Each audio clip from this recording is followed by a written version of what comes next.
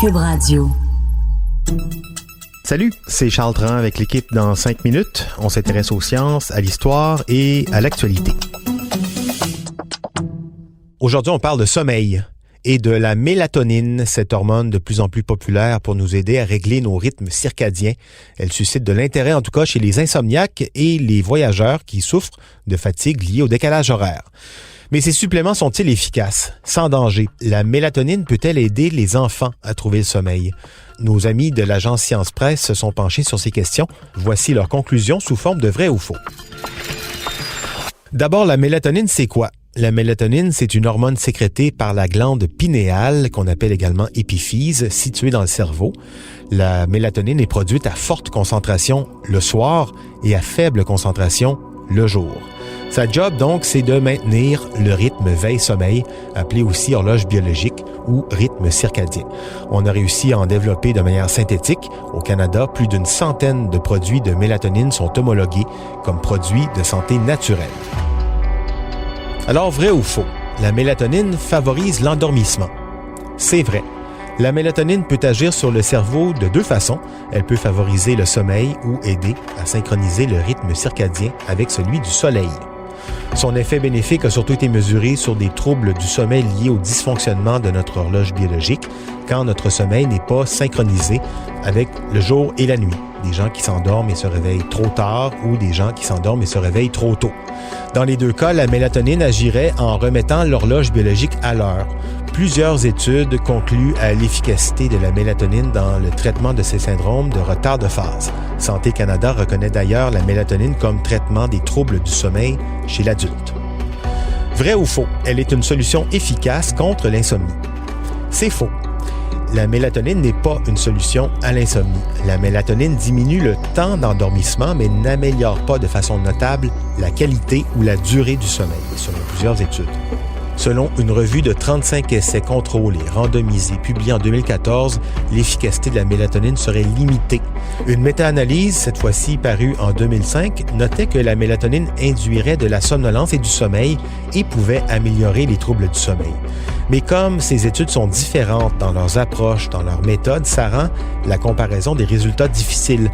La mélatonine aurait aussi des effets modestes sur la qualité du sommeil des travailleurs de nuit.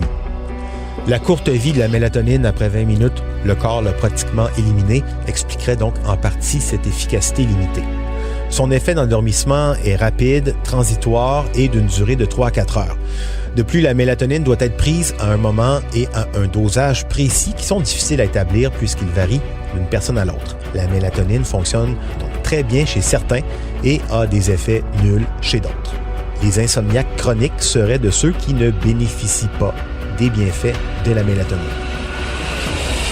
Vrai ou faux? Elle prévient les effets du décalage horaire. Vrai. Les auteurs d'une synthèse de 9 essais cliniques publiés en 2002 concluaient que la mélatonine, prise près de l'heure du coucher, donc de 22h à minuit, une fois arrivé à la destination, ça diminuait les effets du décalage horaire chez le voyageur dont le vol avait traversé 5 fuseaux horaires ou plus, pour un voyage en Europe par exemple, ou sur la côte ouest. La mélatonine est d'ailleurs très populaire auprès des personnels navigants des compagnies aériennes, et pour cause, ça fonctionne. Vrai ou faux? Prendre de la mélatonine provoque des effets indésirables à court terme. C'est faux. Elle ne provoque pas d'effets indésirables à court terme. La mélatonine est jugée sécuritaire à court terme, que ce soit chez l'adolescent, chez l'enfant, le fœtus, le bébé allaité, tout le monde. Quelques effets indésirables à court terme ont toutefois été rapportés, des nausées, des maux de tête, des crampes abdominales, diarrhée, étourdissement, somnolence, mais très rarement.